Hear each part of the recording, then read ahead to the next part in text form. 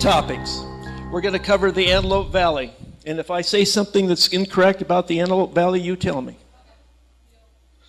Lockheed Martin Skunk Works. Then what I've called the Secret Saucer Base Expeditions. RCS stands for Radar Cross-Section Facilities. Northrop Grumman, we'll be talking about stealth and anti-gravity technology, and then the famous Ben Rich 1993 UCLA lecture. About that time, I think it'd be a good point to take a break. Then we'll talk about the Tickaboo Valley in Nevada, Groom Lake, Project Aquarius, Project Galileo, Papoose Lake and the S4 facility, level 1, and then the S4 whistleblowers. All right, where is the Antelope Valley? I'll have to just point here. This is the 5 freeway going north from Los Angeles. You take the 14 freeway all the way out to Palmdale, and here's Lancaster, and up here is Mojave. I'll be talking about that. And then I'm going to be mentioning Edwards Air Force Base up here, and then a small town called Llano, and then about out in here is Helendale. And at about this point in Kern County, I'll be talking about a facility called the Ant Hill. The Antelope Valley can be very beautiful, as you can see, but also has lots of wind sometimes, and it gets a little warm. Believe it or not, these are some, but not all, of the aerospace companies that are in the Antelope Valley. Lockheed Martin, Northrop Grumman, Boeing are all in Palmdale. The U.S. Air Force and NASA are out at Edwards Air Force Base. And then out in Mojave, at Mojave Airport, you have Scaled Composites, BAE Systems, and the Spaceship Company. So this is really America's aerospace R&D workshop.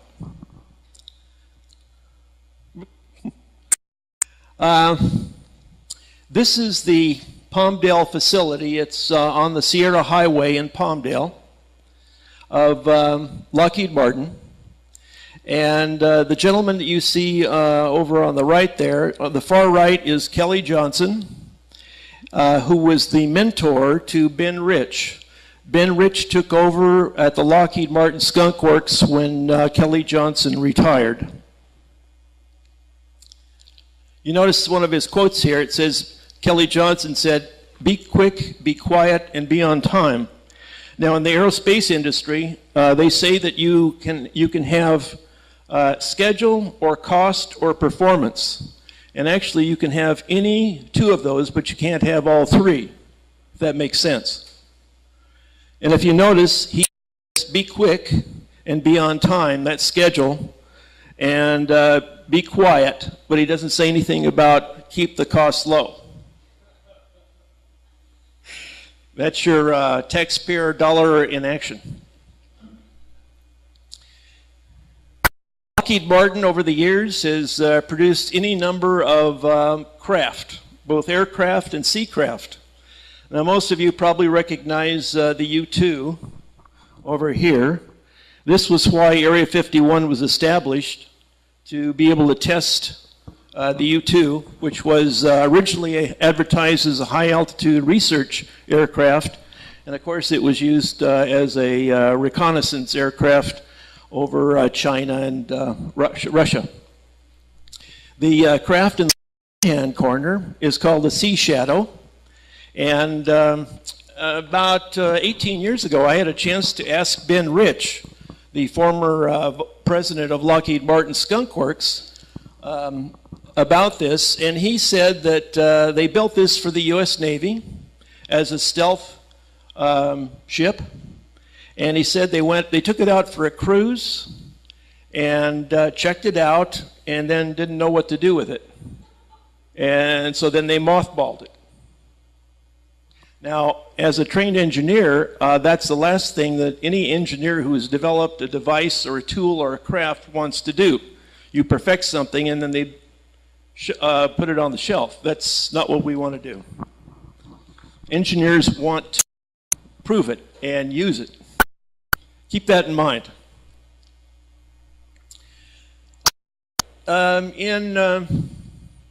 Around the early 90s, maybe 1991, I was at the UFO West Expo at LAX. And there were two gentlemen standing behind a table, and they had a big banner. It said, "Secret Saucer Base Expeditions." I had to ask what that was.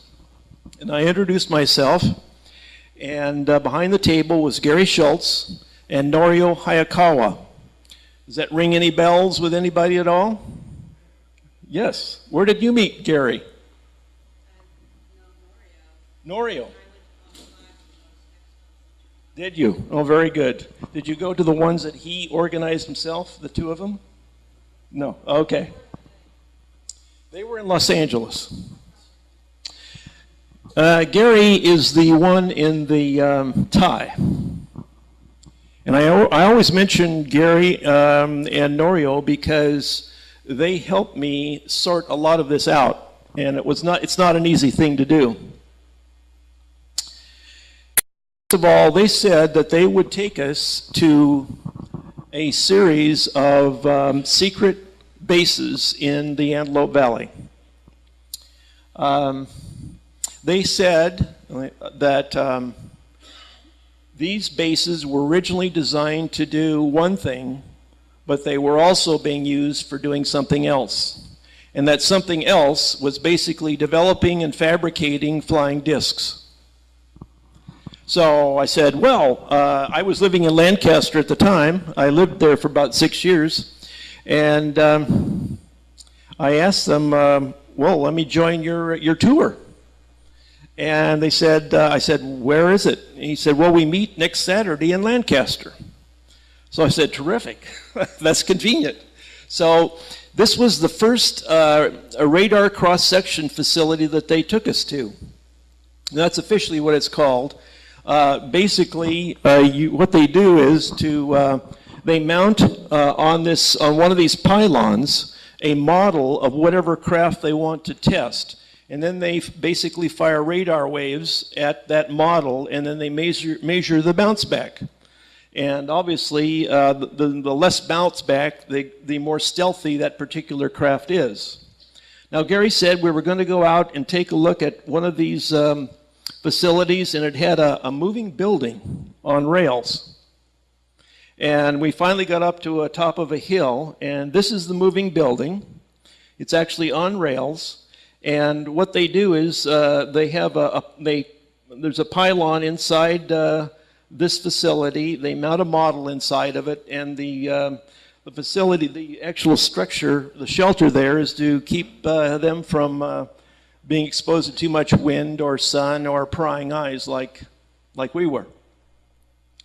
And this happened to be owned at the time by McDonnell Douglas. And Gary told us that this facility had an underground structures where they were also building, as I said, flying discs. Well, that didn't seem to be too impressive to me, but one thing that did look a little unusual is from our angle, we were able to see the craft that was mounted on the pylon, but inside the building, and it had a manta ray design. This is a close-up of the Lockheed Martin facility in Helendale. And it just shows roughly what they look like. Some are taller than others. And you mount a model. It could be full scale, or it could be quarter scale, whatever. It doesn't make any difference, really. And this is how they measure the bounce back of the radar signals. The next facility that he took us to was in Helendale. Now, this is the eastern side of the Antelope Valley, and it's difficult looking at this photograph how big this actually is. There's one pylon here and one pylon there, and then this is the control area, the control buildings where they have the the radar dishes mounted, and then they fire the radar down towards the model, wherever it might be. Now, in 1993, I asked Ben Rich, I said, you know, in Hellendale, you have a massive underground facility. Massive. And I said, what do you do down there? And he said, it's a model shop. Well, to get an idea of the size of this, just look at this structure right down here. That is the entrance to the underground facility. 2-lane road, a very large door, some model shop. Now let's talk about the Northrop Grumman facilities. Do we have any aircraft spotters in the audience? No? No one wants to volunteer? Okay. Well, the aircraft in the upper right there is not the B-2 stealth bomber. That is Jack Northrop's YB-49 flying wing, which was built in the late 40s. And this is a rather historic photo because this is Jack Northrop right here, surrounded by the B-2 design team.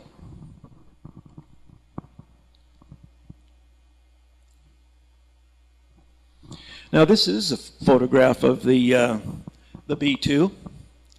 And on March 2nd, in the issue of March 2nd, 1992, I believe, issue of Aviation Week and Space Technology, there was an article that said that the B-2 leading edge was being positively charged. In other words, think of a battery. You have plus and minus, right? Okay, 2 different charges. And the article said that the leading edge of the B-2 was being charged with a positive charge. And it also said that the exhaust gases were being negatively charged, presumably for stealth purposes. Well, does that, do we have any physicists in the audience that might have an idea of what this might be? What is it? Exactly. I asked what it was, and he said that it's an electrogravitic propulsion technique. And let me explain this. This is a little hard to do here. Okay. Now, this is basically how it works, and it's called the Biefeld-Brown effect.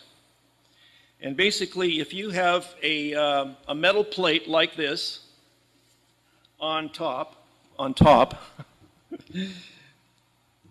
and you have another metal plate on the bottom, and you charge the top plate positively and the lower plate negatively, and if you put in a dielectric in between, a dielectric is simply a material that does not conduct DC current. All right, so you've got this charged positively on top, negatively on the bottom. The effect was that the disk will rise vertically. Or, put it another way, if you charge the front of something positively and the back of something negatively, it'll move in the positive direction. I hope that's reasonably clear.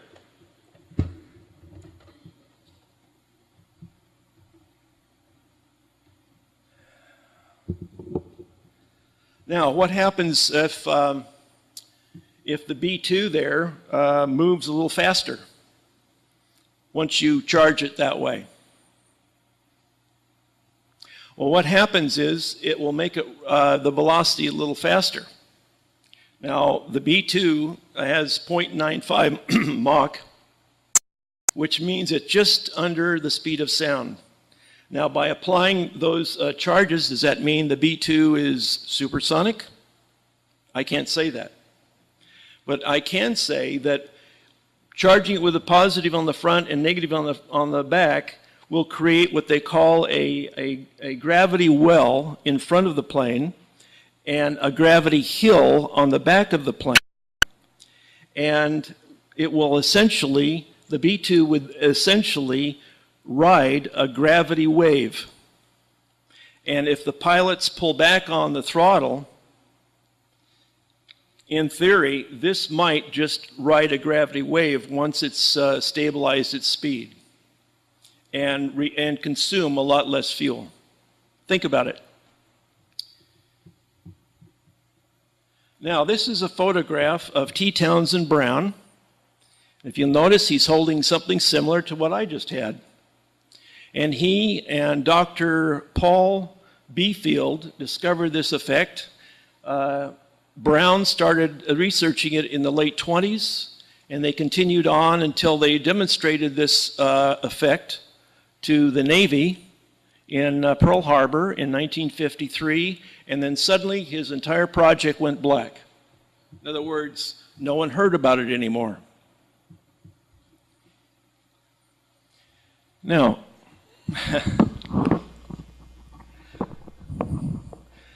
since we don't have any aircraft identifiers in this audience, to look at this little craft here.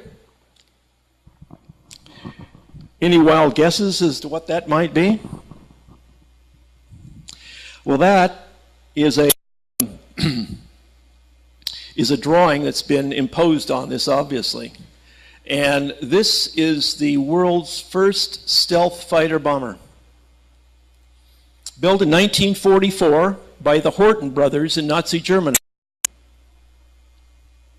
It's the first stealth fighter bomber.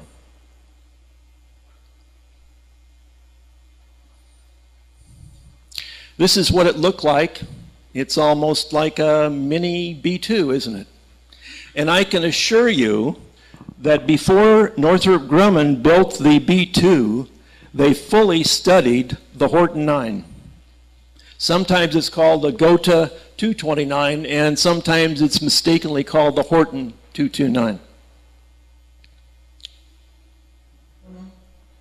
Now, in the upper left-hand corner, this is the first flight of the Horten 9. I would imagine in around 1944. The photograph in the upper right-hand corner is what Horten 9 looks like today. You can actually see this at the Paul Garver Restoration Facility in Suitland, Maryland. This is a restoration facility of the Smithsonian.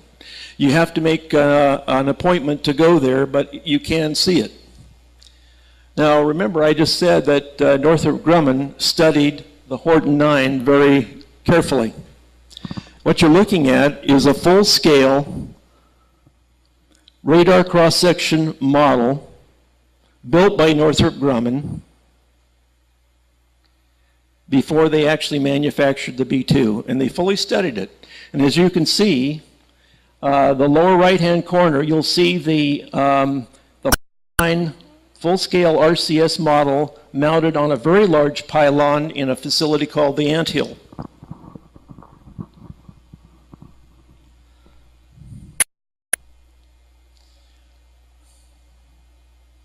Now, when the Horten 9 first flew successfully, Reichsmarshal Goering gave the Horten brothers an immediate assignment, and that was to build the Horten 18, the Horten 18 stealth bomber. Now, this bomber was intended to deliver the atomic bomb to New York City and Washington, D.C. in 1946. The drawing in the lower right-hand corner is modeled after many of the German plans that were found after the war. I don't know that they actually fabricated any flying discs, but they were certainly thinking about it. Now, one point that I'd like to make is that if Nazi Germany was concerned about intercontinental stealth bombers, stealth fighter bombers, what they call the death ray during the war. That would be a laser today. They were researching atomic bombs, the hydrogen bomb. Why not anti-gravity? Doesn't that make sense? Basically, gravitation had been studied. Gravitation had been studied since the 20s in Germany. Dr. Walter Gerlach led those research studies. And in 1944, allegedly, there was a Nazi German project, research project, located on the border of Poland and Czechoslovakia. It was located inside the Wenceslas mine, where they had located this device that you see on the right. It was about 9 feet in diameter and maybe 12 to 15 feet tall. And I might also add that it had some rather unusual script around the outside. What was this intended to do? What was that research project all about? First, they wanted to significantly reduce the amount of oil that was imported into Germany. Secondly, they wanted to research anti-gravity. And the third reason was they wanted to develop a war-winning weapon. They called it a Kriegsendenden. Pardon the German, but that's as close as I can come. That means decisive for the war. And this was the highest level of priority in Nazi Germany at the time. Well, what was it? The outside shell was a ceramic. Inside, they had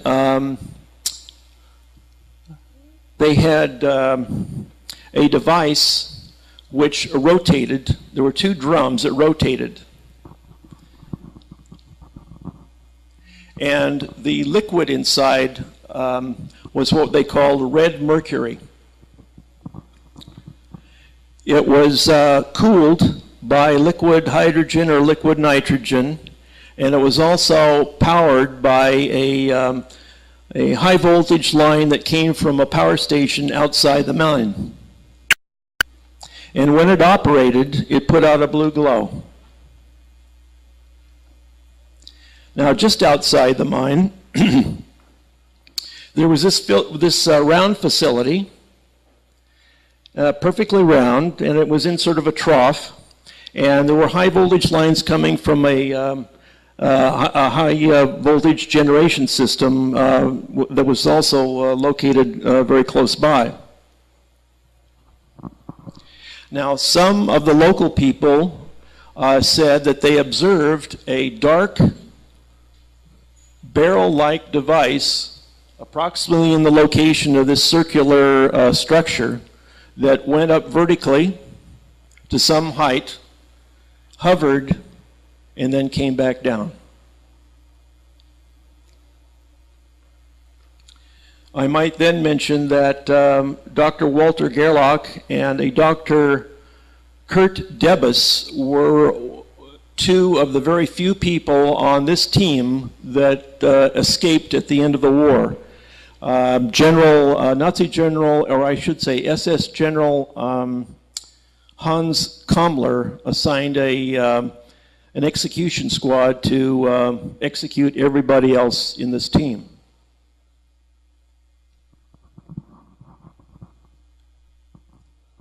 By the way, Dr. Kurt Debus was brought to the U.S. as part of Operation Paperclip. If you know about that. And he later became the director of Kennedy Space Center. And he was an electrical engineer, no less. Now let's get on to the Northrop Grumman facility. This is located just over the Kern County line. It's owned by Northrop Grumman. and it's called the Anthill. And according to the stories that Gary Schultz told me, this facility was built in 3 phases. The first phase was this section right here, and then some years went by, and then according to Gary Schultz, there were a number of concrete trucks that were lined up outside this facility.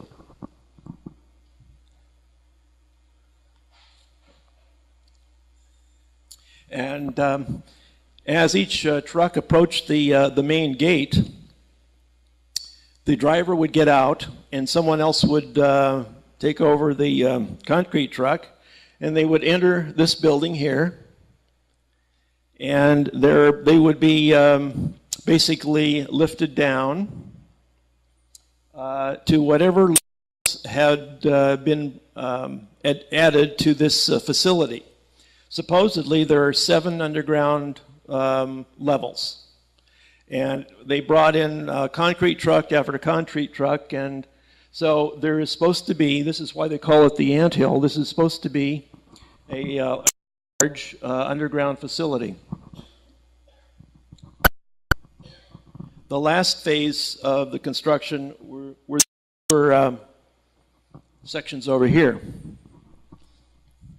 Now,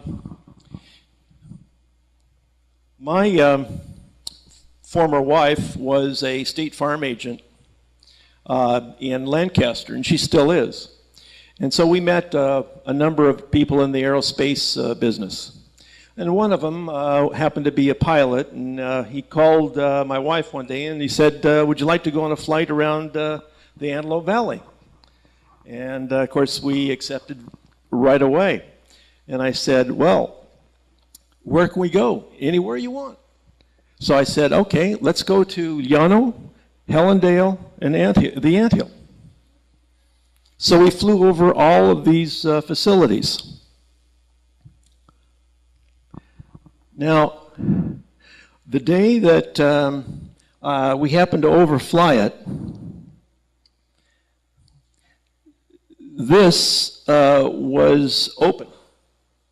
In other words, it was like an ICBM silo cover. If you can imagine that, it's sort of like a clamshell that opens up. In the case of an ICBM site, they open up the doors and then they launch the missile. Well, I could actually see these doors open, and of course it was black down there. I couldn't see anything more. But there is definitely a facility for opening these doors. Now, this is what Gary Schultz saw one evening when he was standing up on the hillside there, just watching the Anthill facility. His claim is that he was watching this and the doors opened. He could then see a light inside and a flying disc elevated out and left the scene very rapidly. Believe it or not. Now, you can actually do that yourself. There is a plateau up above the Anthill, and there is a road leading up there.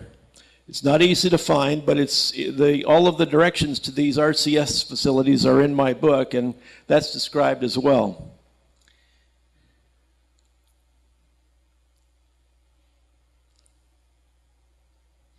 Now, a little bit later on, a few years later on,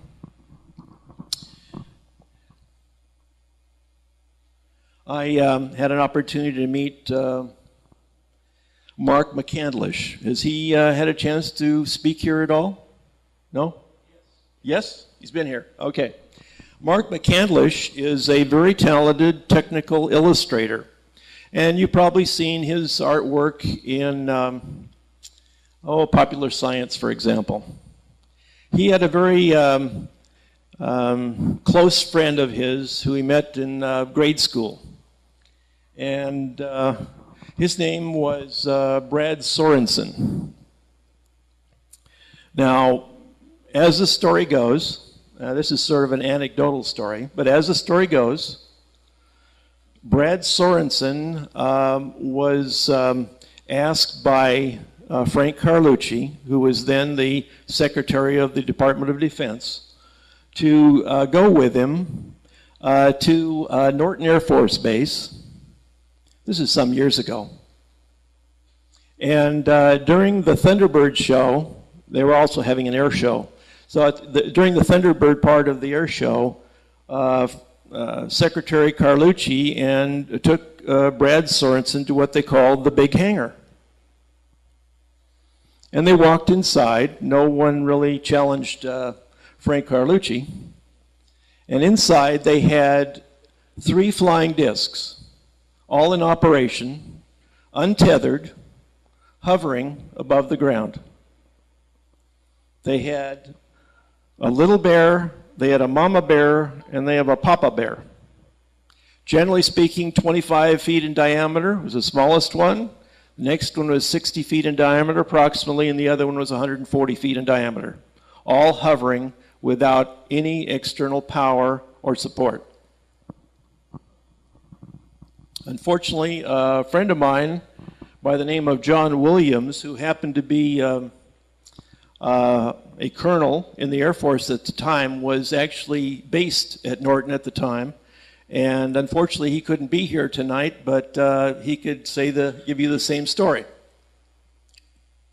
Anyway, when Brad Sorensen got back and had a chance to talk to Mark McCandlish, he described what the smallest device looked like.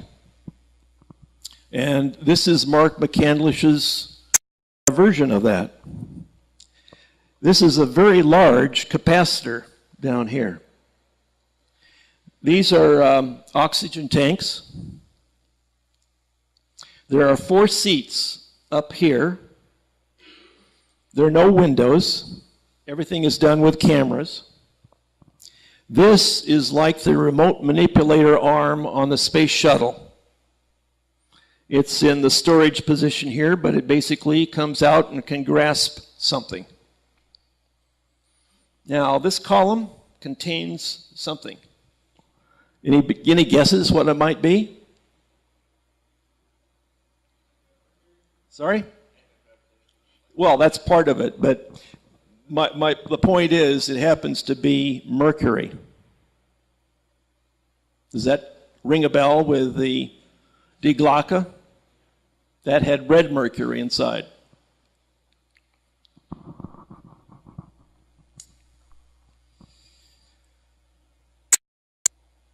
All right, we're now going to talk about the fairly well-known Ben Rich lecture in 1993 at the UCLA Alumni Center.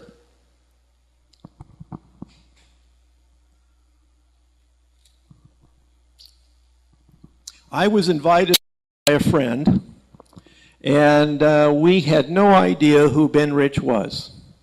It was supposed to be just somebody who was going to give a history of Lockheed Corporation and Lockheed Martin. But anyway, we went to such things and had no idea what to expect.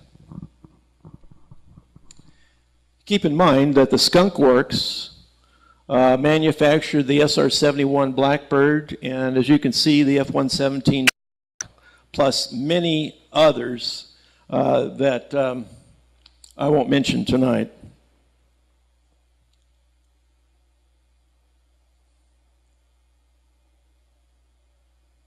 He started showing some slides, just like I am. And after a while, he said this. He said, if you can imagine it, Lockheed Martin has done it. Now, you know, I'm an old science fiction guy. As a kid who was 10 years old, right? And I used to watch all of the science fiction films and read the science fiction novels, and so I have a big imagination. That's the thing about science fiction. It opens your mind. And if you haven't realized that to date, you ought to look into it from that point of view. It opens your mind. Well, then he showed a few more slides. And then he asked the audience, how are we going to get to the stars? Now, someone earlier asked about this rocket that's supposed to go to the moon and Mars in 2025. Well, I've got news. We're not going to the stars using rockets and chemical propellants.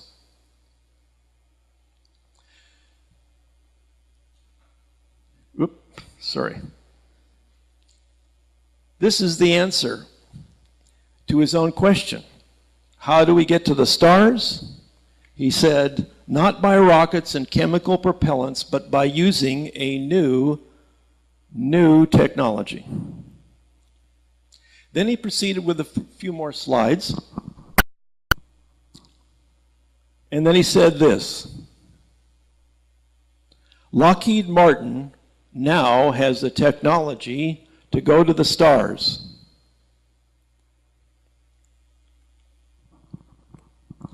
Was he joking? You know, was he joking? No, he had cancer.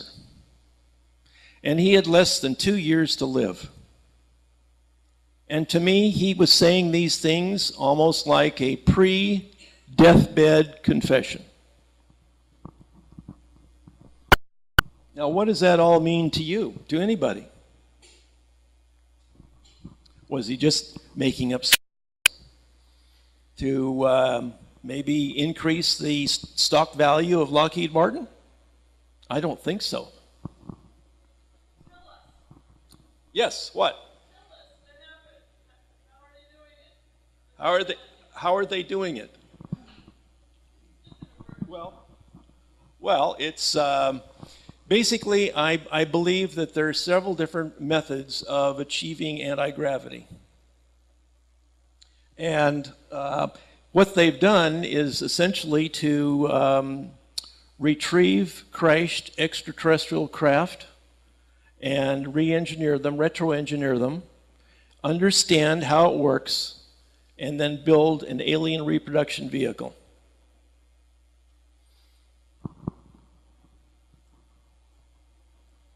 Now, the last slide in the presentation was this, an artist's conception of a flying disc.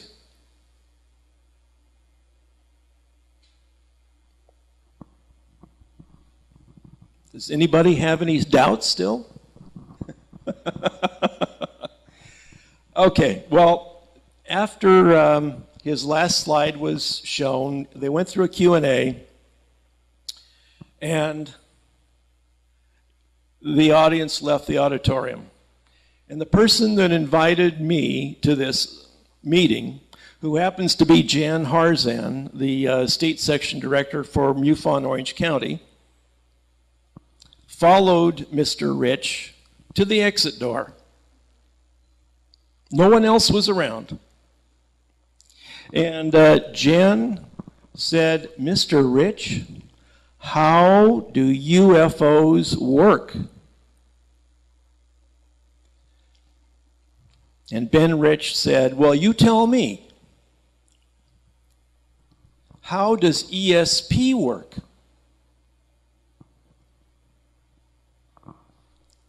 And Jan said, well, everything in space and time is connected. And Ben Rich said, that's how UFOs work. Now, to me, that means that they travel by folding space-time, because everything in the universe is connected.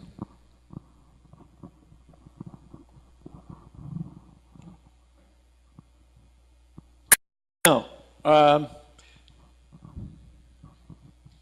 this is a photograph of Jim Goodall. He's a well-known aviation historian, author, and as you can see, he's restoring a SR-71 here.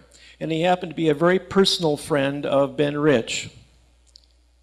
Unfortunately, the video that I want to show won't work.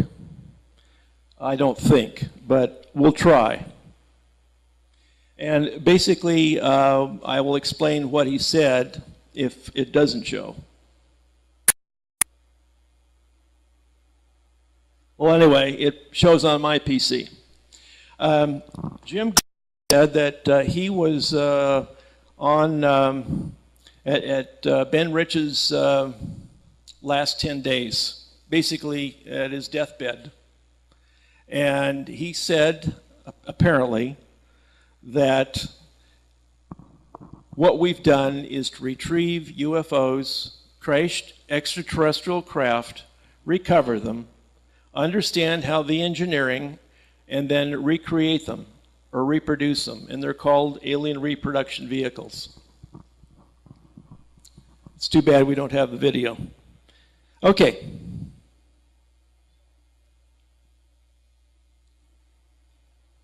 Now, I'd like to talk about what I call the Ben Rich analogy. We have some of our greatest scientists and engineers here. Enrico Fermi, he was Italian. We have Hermann Oberth and a bunch of former Germans as our great German scientists. We have Carl Sagan and Ben Rich. Now, Enrico Fermi was very interested in, besides nuclear energy, he was very interested in extraterrestrial civilizations. And he did some calculations as to how many extraterrestrial civilizations with advanced technologies would be existing now. And he basically came up with a question, where are they? Now, who knows what he thought about UFOs in his private life, but in public, he did not acknowledge them. But that was his question. Sometimes it's called the Fermi paradox. Then, 4 years later, Hermann Oberth, who, along with Werner von Braun, who you can see just over his right shoulder there, and a few other German scientists and engineers. Hermann Oberth was called or considered to be by many to be the father of German rocketry. And in 1954, he said flying saucers are real and they are spaceships from another solar system. That's quite a statement for a rocket scientist that's fairly well known. So let's fast forward to Carl Sagan. If you remember in 1980, he would always come up on the show and say, well, there are billions and billions of stars. And that means there are billions and billions of planets. And Carl Sagan always acknowledged that many of those planets had extraterrestrial life, intelligent life, and technically advanced. But he would always say that UFOs aren't real because the distances are too great.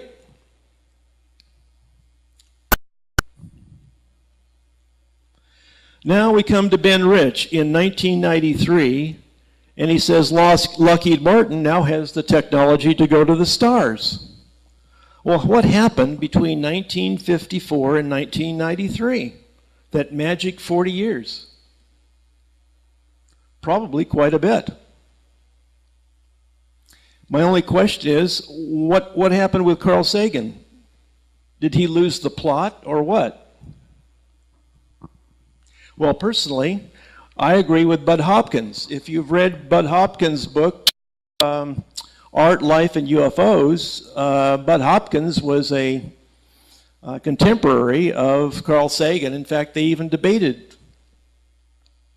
And Bud Hopkins always said, well, Carl knew that UFOs were real, but he had to say that they weren't real because he was being fed and funded by the U.S. government for his own projects.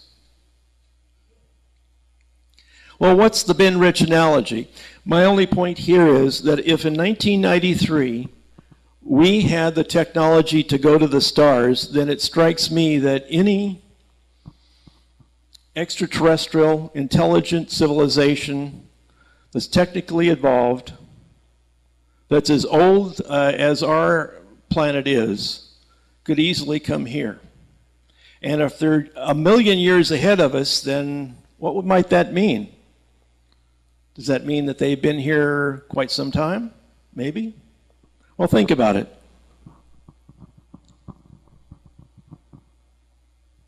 All right, I think this might be a good time for a break, if that works with everybody.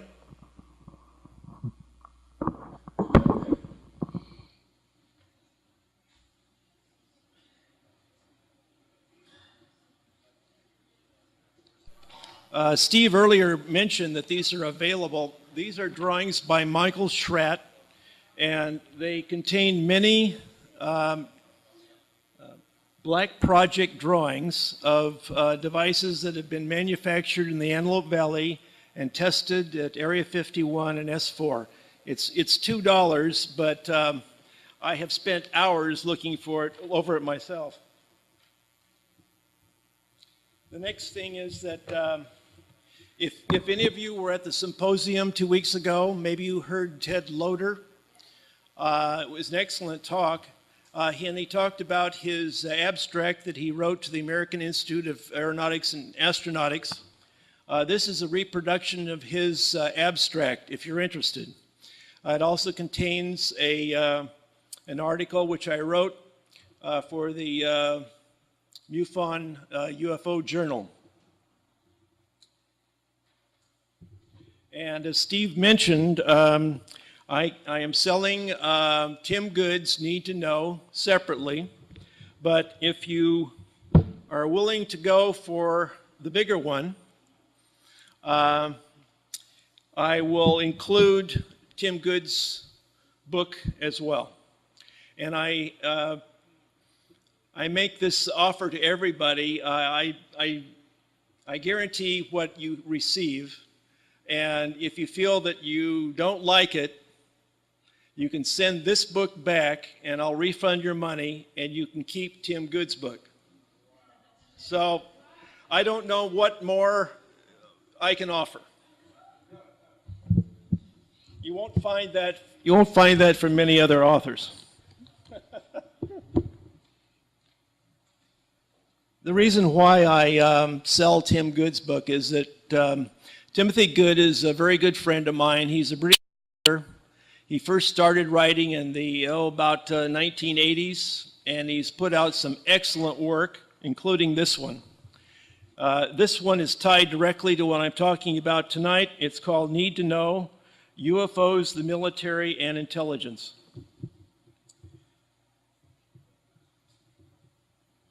Okay, now, you know, I talk to many members of the general public, and they say this about Area 51 or that, and sometimes this is sort of the image that they have of it. It's not exactly what it looks like. And some people think that there's this big hangar where this odd-looking device can just take off from its position here after this big door opens. But it's not like that either. Now, this is an aircraft sectional chart for Area 51. Right now, I'll just talk about, try to put it in terms of Groom Lake. The facility is based at Groom Lake. And if you were to buy an aircraft sectional chart, it's quite clear as to the limits where you cannot fly into. So if you're a pilot, don't try to fly over Area 51. They will shoot you down. Honest. Officially, it's called the Air Force Flight Test Center Detachment 3. How do you get there? Well, it's in Nevada, first of all. And you start in Las Vegas. You go out the 15 here. And then you take the 93 up to this point, and then you get onto the extraterrestrial highway that's 375, and eventually you'll come to an overlook of the Tikaboo Valley.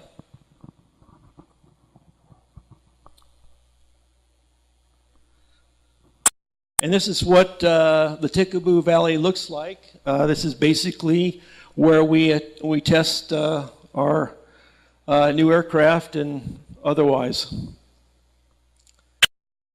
When you get to the top of that peak, you'll see this very straight dirt road that goes directly to the foothills in the back. It's totally unmarked. Don't expect any signs saying Area 51 this way or something like that. Eventually you'll come to the Area 51 signs. I would suggest that you, at this point, that you just stop there and not go any further. In 1989, my former wife and I took a trip out here. Now, this is before anyone knew about, quote, Area 51. And we went all the way out to the end of that road and finally came up to a chain link fence with a guardhouse. And there was an Air Force truck there, and the guardhouse had one-way mirrors, or one-way glass. And they didn't come out to greet us, but I'm sure they took our license numbers down. So then we turned around and started driving all the way back out. And then as we were out of the foothills, low and slow from the north came an F-4 Phantom fighter from the base. And they were simply, I'm sure, counting the numbers of heads in the car and making sure that the same two people that went in came out. This is what the base looks like from Freedom Ridge, taken years ago. I've given credit to John Lear on this one. I believe he's the one who took that. There are some very large hangars out here, and we'll have an inside look at them in a few minutes. This is what it looks like from a satellite view. This is Groom Lake, and this contains has the longest landing strip in the world. I believe it's 27,000 feet.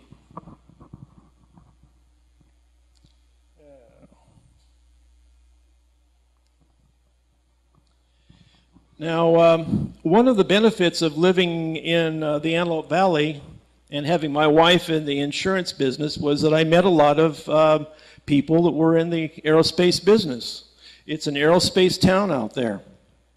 And I met one person who claimed that when he was in the Air Force, he flew from the Far East in a cargo aircraft carrying a MiG-21. And even though this may look like a Republic F-105 Thunder Chief, it is actually a MiG-21 with Air Force insignia. And this is how we were able to produce the Top Gun program down near San Diego at Miramar, because the pilots would come here, they would fly the MiGs. This just happens to be one MiG-21, but they have endless others, I'm sure. And they found how to fly it and its limitations, and that's how they're able to teach our pilots to outdo the foe. The next, this is a proof of concept for the F-117A. This was tested out there. This was called Have Blue. Now this is Bill Sweetman's version of what he thinks the Aurora looked like. And this little beauty down in the lower right-hand corner is the Lockheed Martin Boeing B-3 advanced or super stealth aircraft. Now, about 20 years ago, 21 actually, I had a chance to meet Bob Lazar out at the Little Alien in Rachel, Nevada.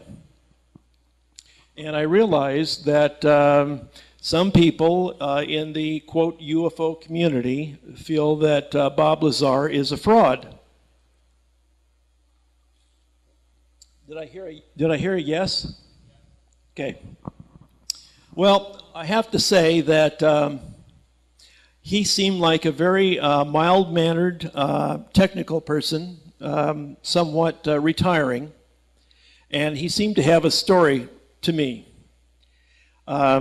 he claimed that he was hired on by EG&G to retro-engineer an extraterrestrial craft at a facility called S4. And this is the extraterrestrial craft that he described. He called it the sport model. So I will have to say that he's certainly a controversial person without any question. In fact, this is Bob Lazar right here, along with Gary Schultz. And in the early 90s, when I met Bob Lazar, he said that if I would go out to into the Tikaboo Valley on Wednesday night, any Wednesday night basically, he said that there's a very good chance that you'll see some of these devices being tested at the facility that he called S4. Now he said S4 is roughly 12 to 15 miles south of Groom Lake. And he claimed that there were 9 hangars there, basically embedded into a mountain in the Papoose Range, and on Papoose Lake. Now, all I know is that I joined Gary's secret saucer base expeditions many times. I've lost count as to how many times I've been out there. And sometimes, frankly, nothing would happen at all. Sometimes the guys at S4 would send up flares just to get us excited. Imagine that. You go all the way out there and they send up flares. But on certain nights, you could see what I've called here night lights. And you would see these red-orange, brightly colored lights that would ascend vertically. They'd go to the left, they go to the right. They would not follow a standard flight line like an aircraft. Sometimes they would wink out, sometimes they'd wink on. And we saw this any number of nights on repeated expeditions. Now the truth is, I don't know if that facility there is called S4 or R2 or D2. I have no idea. It could be called anything, but most people seem to think that S4 is the name. But I can tell you this, there is a facility there.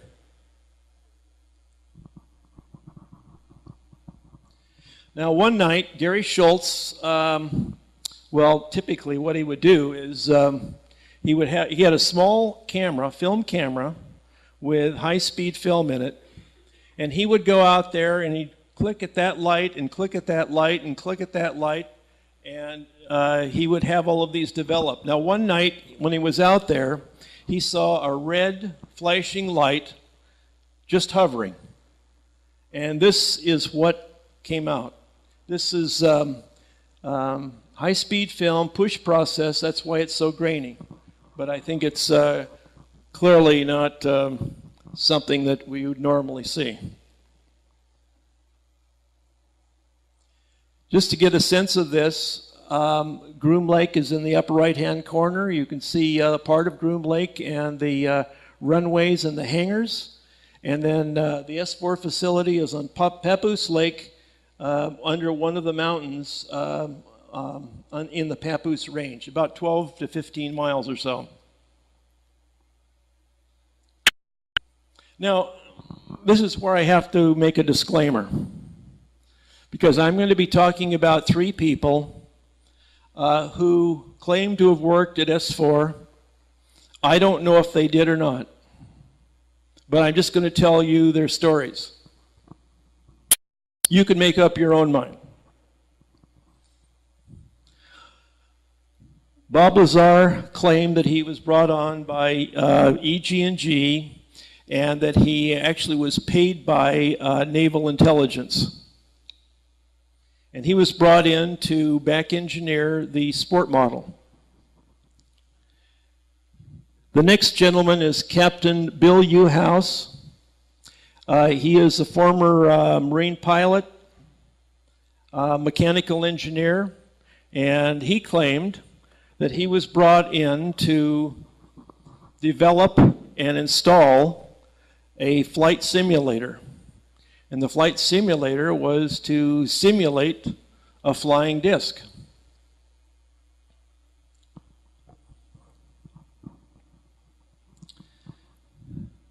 And this is Dr. Dan Burish. His claim was that he worked at S4 as a microbiologist.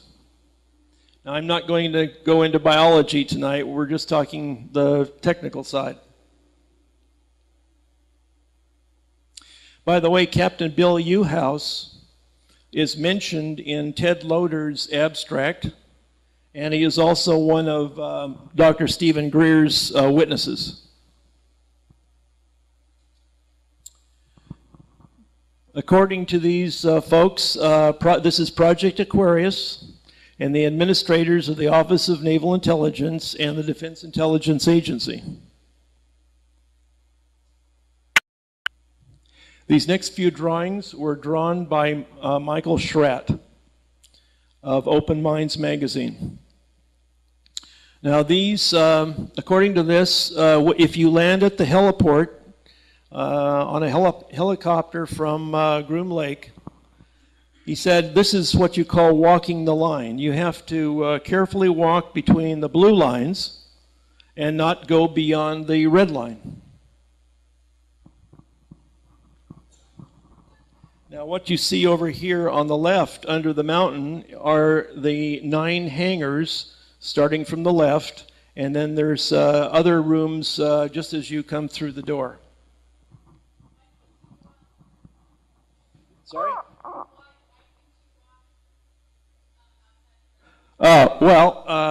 Basically, it's a very tight security. The guards are told not to allow anyone to go beyond the red line. That's about all I can say. This is the entry area to S4. You can see this long entry area and a waiting area.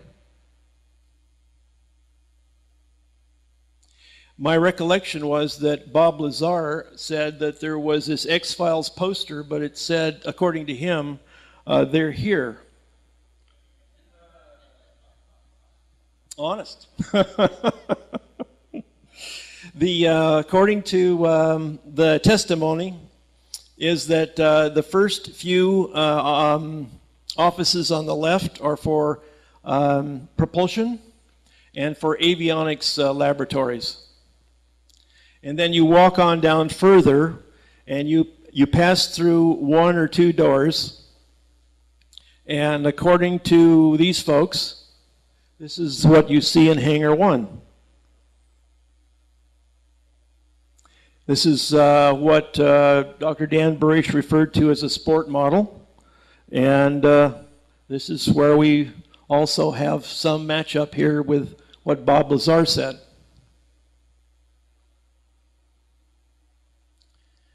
Hangar 2 contained a identical copy of the sport model. Hangar 3 was said to contain the Roswell craft, and as you can see here, it has a tarp over it.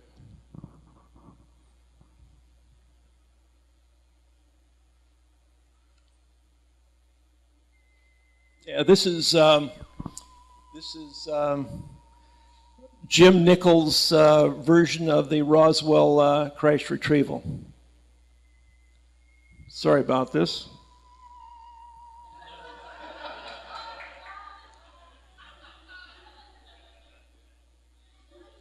Okay.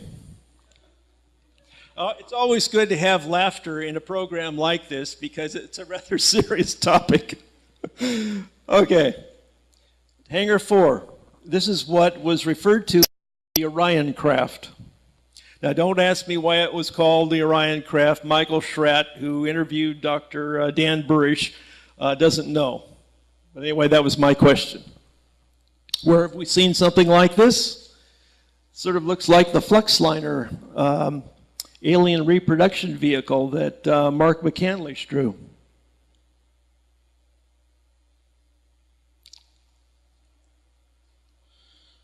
Hangar 5, I believe that's the one that was empty as well. Let's see, Hangar 6. Now, this is sort of interesting. They claim that there was a alien reproduction vehicle of the Roswell craft. And it looks sort of like that.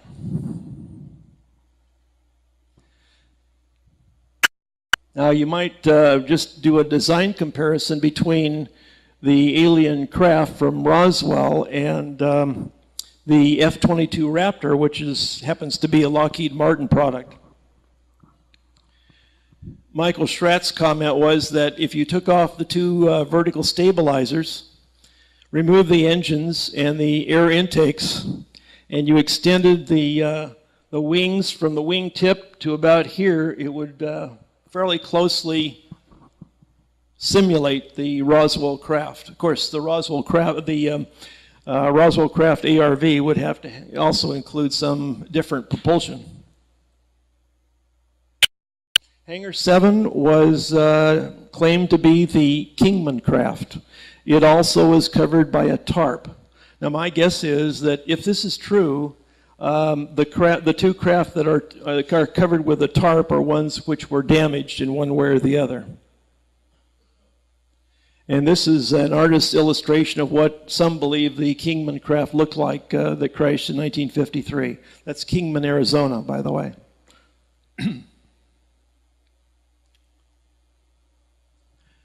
Hangar 8 was what they call the licorice drop. Michael tells me that this was a very highly polished black, sort of a triangular pyramid-shaped device. Does anyone think that that looks like something they might have seen from some other incident? Jonathan Reed? Oh, I'm not familiar with him. Is that right? Rendlesham. Well, that's the one from the Rendlesham Forest. And it was triangular, a pyramid, and according to the descriptions from the various Air Force investigators, it was black and highly polished. The only thing is that I asked Michael if the licorice drop had any kind of script around it, and he said no. But he thought that it might be possibly a derivative of it. Now, let's get to something a little bit more exciting here. This is what Bill Uhouse claims that he developed and installed. It was a flying disc flight simulator. And it was supposed to be modeled after the Kingman device. Basically what we're looking at is a 1 foot diameter shaft with a 3 foot diameter ball bearing, for lack of better words. And what would happen is that there were 6 very highly charged capacitors inside this simulator. And one of the operators was over here. And what they would do is attach this power umbilical cord, recharge the capacitor, and then disconnect that. And then the pilot would enter. And these are called snubbers. They sort of stabilize the craft when it's not in motion. And the idea is that it has a full yaw, roll, and pitch. Now, I guess the question then becomes, why not just have 1 or 2 test pilots out there to fly these devices and leave it at that? Why have flight simulators?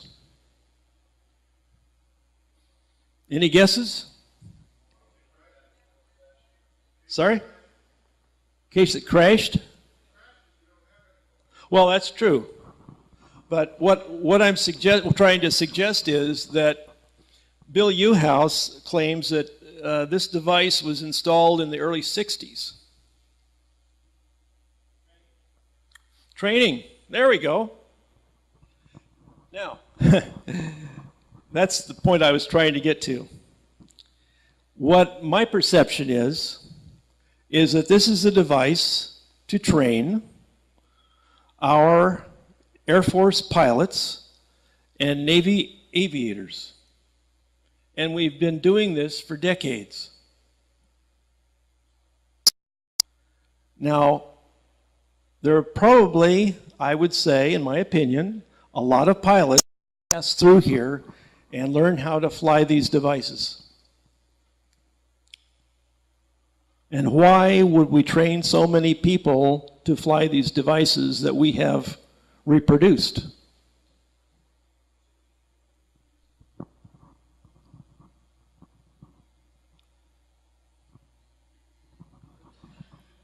All right, you remember this, right? Here's Commander Corey, and there is Cadet Happy. And they used to zip around, and they were sort of the police, the military police of the galaxy. It's one of my favorite programs. Is it possible? Is it just possible that we have many pilots who are flying a number of these alien reproduction vehicles? Yes? Okay. Are you with me? Okay. And what group might be in charge of that? Well, it's not the Space Patrol, I'll tell you that much. But what they call themselves is, excuse me. Well, hold on just a minute. I forgot this point. Sort of an important point. This was in 1950, okay? And that's when I was about 8 years old.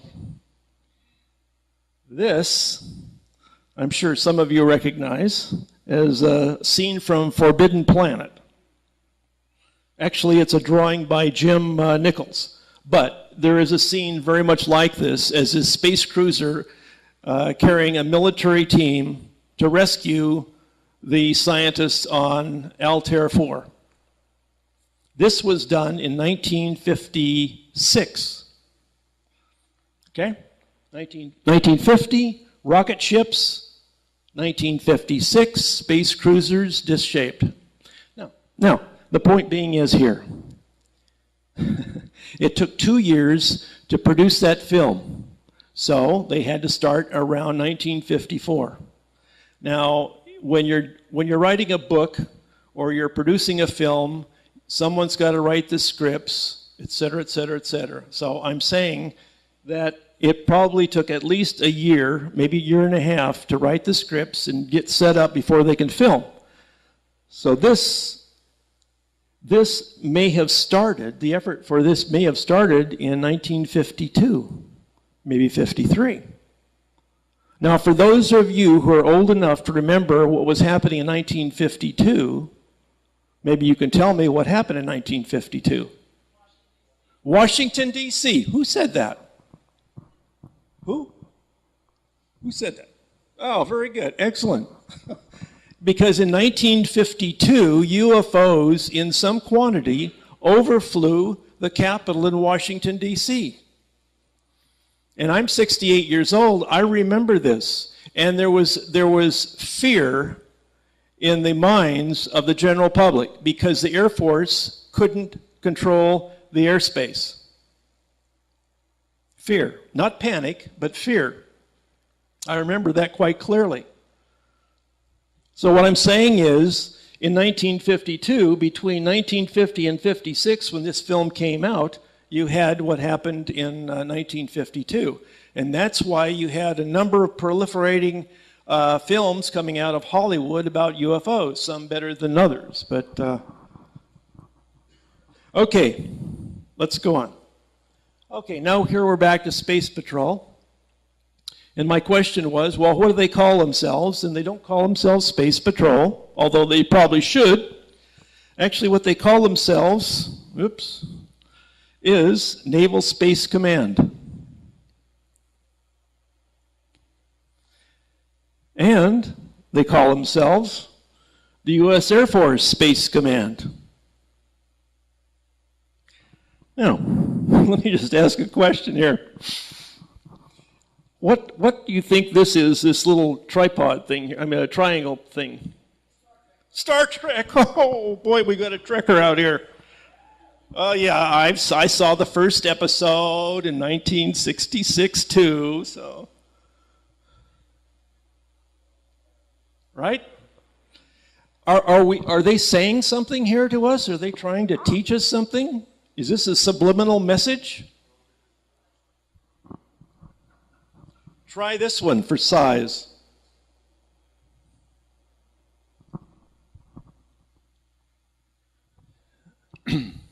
This represents peace. These are olive branches.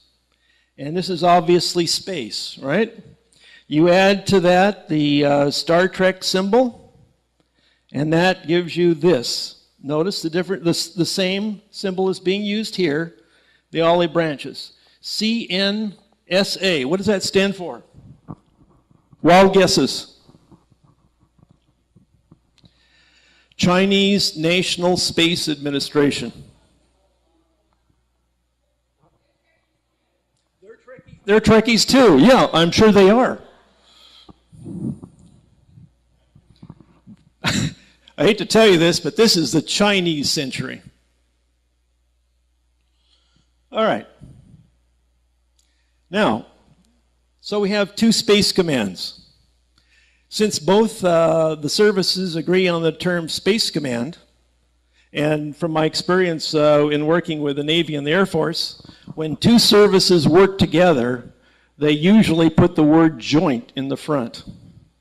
So I'm suggesting that maybe, just maybe, they call themselves the Joint Space Command, or JSPACOM.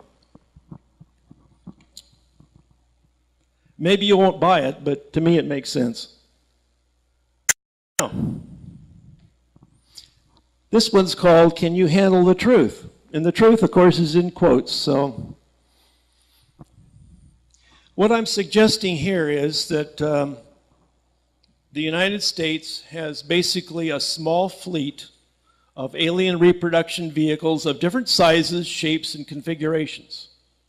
And yes, maybe they're triangular. And maybe they're big. Why would you want a big spacecraft? To haul little ones, that's right. And to haul cargo, and to haul space modules. Right? Now what I'm saying is here, if you're a taxpayer, you have been paying for this for the last 6 decades. And what I'm suggesting is, yes, I think, in my opinion, we have a base on the moon right now.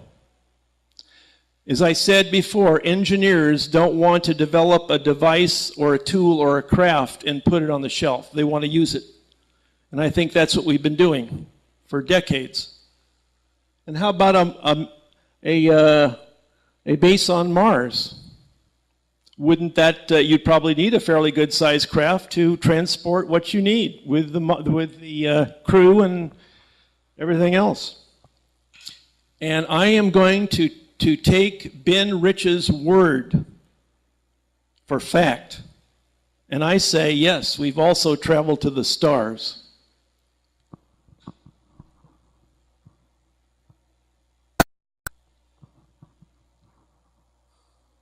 Now, at this point, I wanted to show Eisenhower's farewell address. Eisenhower wasn't just a president, he was a two-term president, and he was also a 5-star general, that's as high as you can go in the US Army. And he knew the military and he knew industry after all those years. And what he did in 1961, and I don't think this will play, but nope, it's not going to work. Well,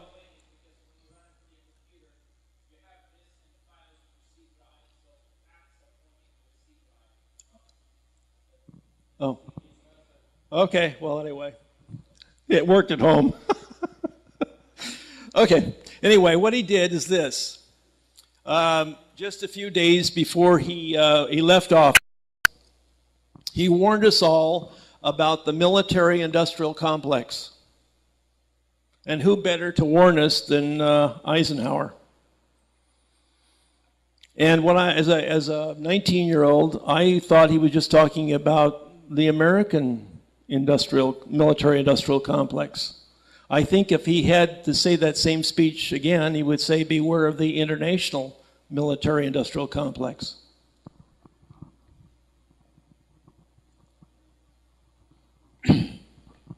Now let's talk about this.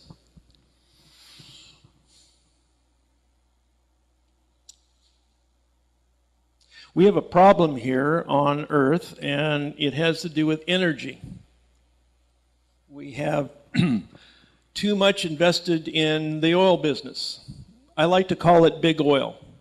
And some people may say, well, you know, what do you know about oil? Actually, I used to work in Saudi Arabia for Aramco. So I've seen the oil as it comes out of the ground, and believe me, it just gushers out there. They don't have to pump it. I've seen the pipelines that take the product down to Ras Tanura, where it's loaded onto a super tanker. I've been on super tankers. I've seen the offloading facilities, more pipelines, refineries, distribution centers, tanker trucks, and your local gas station. I worked for Mobil Oil Corporation at their headquarters in New York City years ago. So I think I have a pretty good handle on big oil. This is something that we need to solve. And from my point of view, the sooner the better. Now, there's an ad running on television from ExxonMobil, and it has a petroleum engineer or geologist, I think it is. A geologist stands up and he says, we have enough natural gas to pump for the next 100 years. And when you think about it, they probably have enough oil in oil sands and oil shale to also pump for another 100 years. But I question, can this planet take this for another 100 years?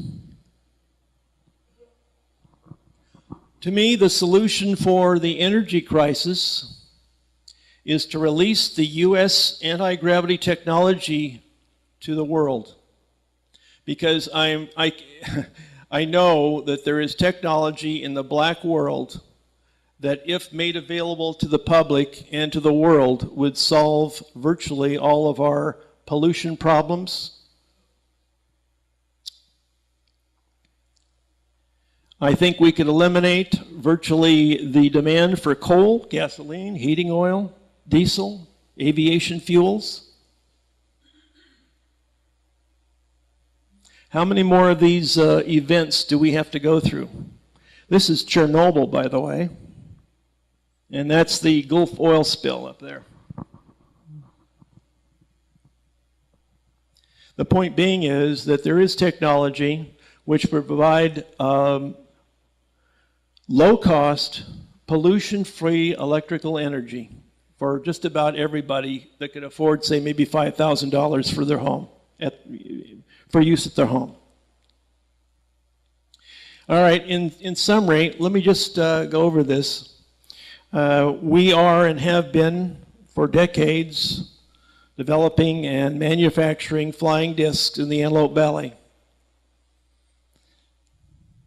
And we've been testing recovered UFOs and alien reproduction vehicles at whatever facility is called in Nevada, whether it's called S4 or whatever, I don't know. There are two types of real solid UFOs, those that are manufactured by us and those that are manufactured by others beyond Earth.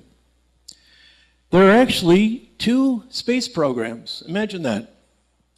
And as taxpayers, you've been paying for this for a long time. The white space program is what I call NASA, the space shuttles, the International Space Station, the Mars rovers. All of that technology is antiquated. It's all rockets and chemical propellants.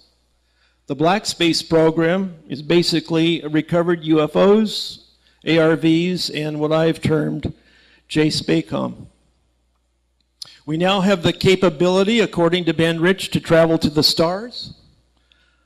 But according to him also, is that control of this program has been passed from the U.S. government to an international board of directors. And we now have the capability to solve Earth's energy crisis. So what can you do about all of this? Well, first of all, don't believe a word that I've said tonight. You know, don't believe it. Just keep an open mind. Follow up, study up, get engaged. Talk to your friends. You know, I found this quite revealing.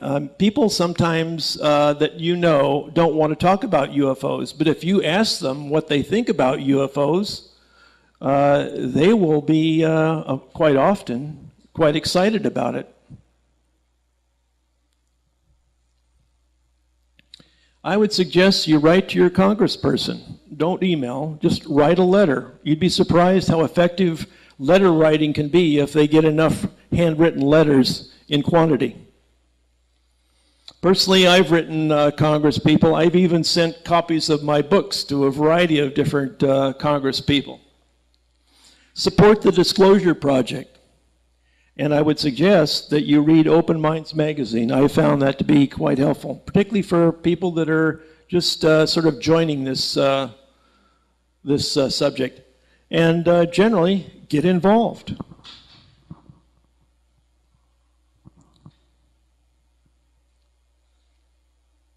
Now, just in case some of you think that my book only has to do with alien reproduction vehicles and S4, you can forget it. This happens to be a couple of pages from my book, and these are illustrations from Linda Moulton Howe's glimpses of other realities that she put out, published some years ago.